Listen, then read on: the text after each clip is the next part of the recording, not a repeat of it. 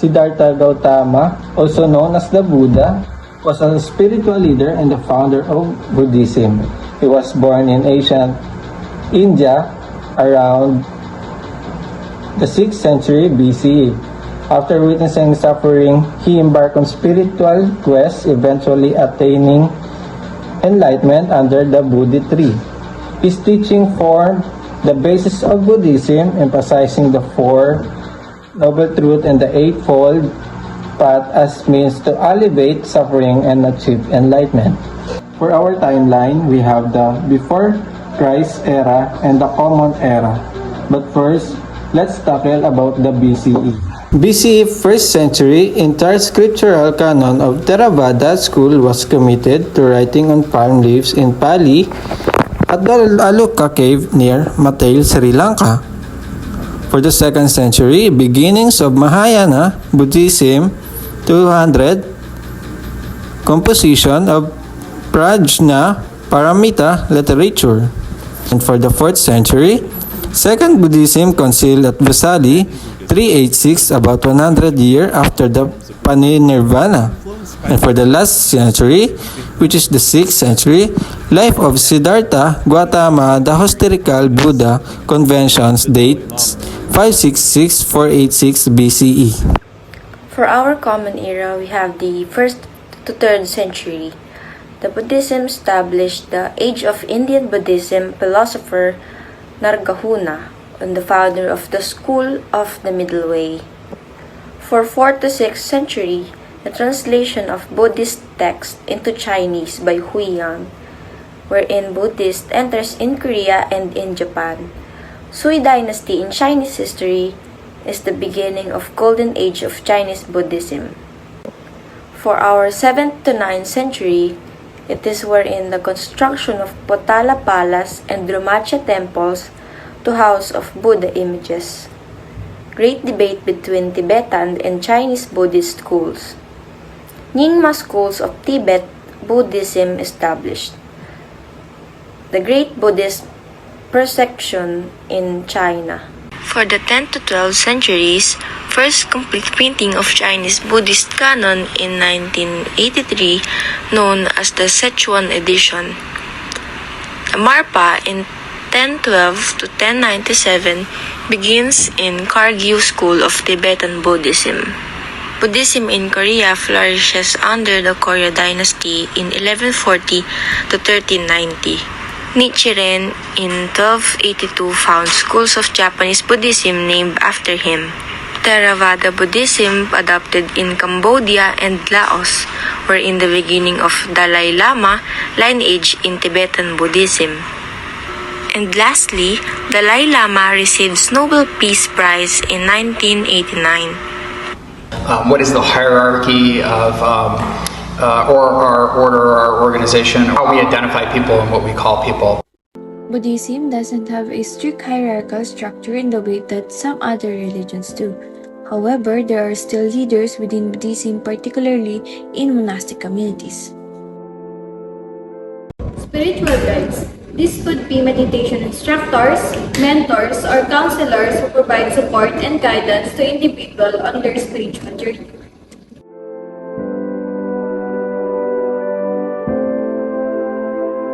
Lay Buddhists are the heart of Buddhism, like secular lives while incorporating Buddhist practices like medication and ethical living.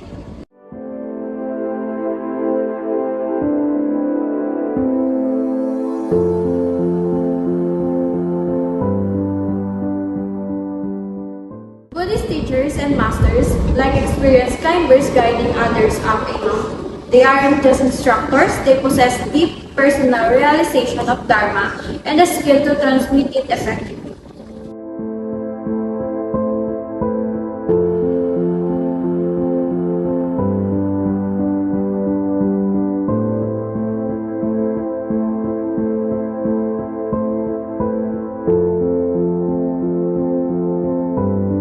Buddha isn't just a historical person, he is a symbol of enlightenment itself. Imagine statues radiating peace, embodying his compassion and wisdom. In Buddhism, practices and rituals like bowing, offering, and chanting hold deep significance. Within Thailand, there resides a mystical program that Bowing symbolizes humility and respect, fostering a sense of devotion and gratitude. Offering, often in the form of food or flowers, represents generosity and the letting go of attachments. Chanting, recitations of sacred texts or mantras, aids in meditation, helping to focus the mind and cultivate inner peace. Together, these practices nurture spiritual growth, compassion, and a profound connection to the teachings of the Buddha. Pilgrimage are generally seen as a meritorious practice that helps the pilgrim accumulate positive karma and purify negative karma. There are many reasons one may undertake a pilgrimage, such as gaining merit, to ask for a blessing, or as a result of a vow. Those who die during the pilgrimage are also thought to have a more favorable rebirth.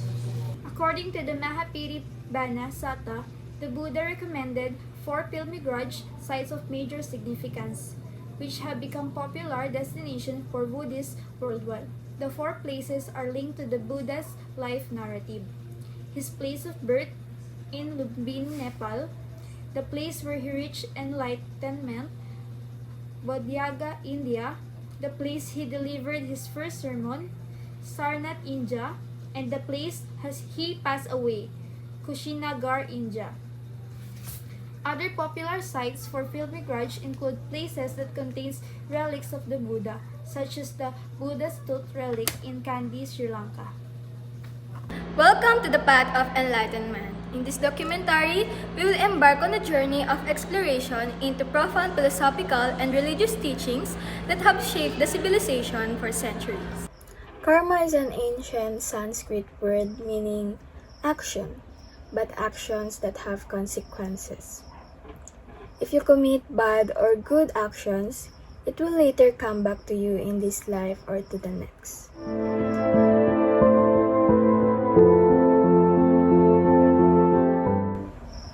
According to Buddhism, if you want to know about your past life, look at your present body. If you want to know about your future life, look at your present mind. Now it will take us to the depths of wisdom. The chain of causation teaches us that every effect has a cause, and that cause becomes the cause for subsequent effects. Even though karma affects your life condition, it is not your destiny. Buddhism teaches that at every moment, each person can change and make their lives better. But when it comes to karma, intention matters. The Four Noble Truths are the foundational tenets of Buddhism, which spark awareness of suffering as the nature of existence, its cause, and how to live without it. The truths are understood as the realization which led to the enlightenment of the Buddha, and were the basis of his teachings. The Four Noble Truths are: life is suffering, the cause of suffering is craving, the end of suffering comes with an end to craving, there is path which leads one away from craving and suffering. So we have 8 rights, which is the Noble Eightfold Path, which is right understanding, right intention, right speech, right action, right living, right effort, right attentiveness, and right concentration.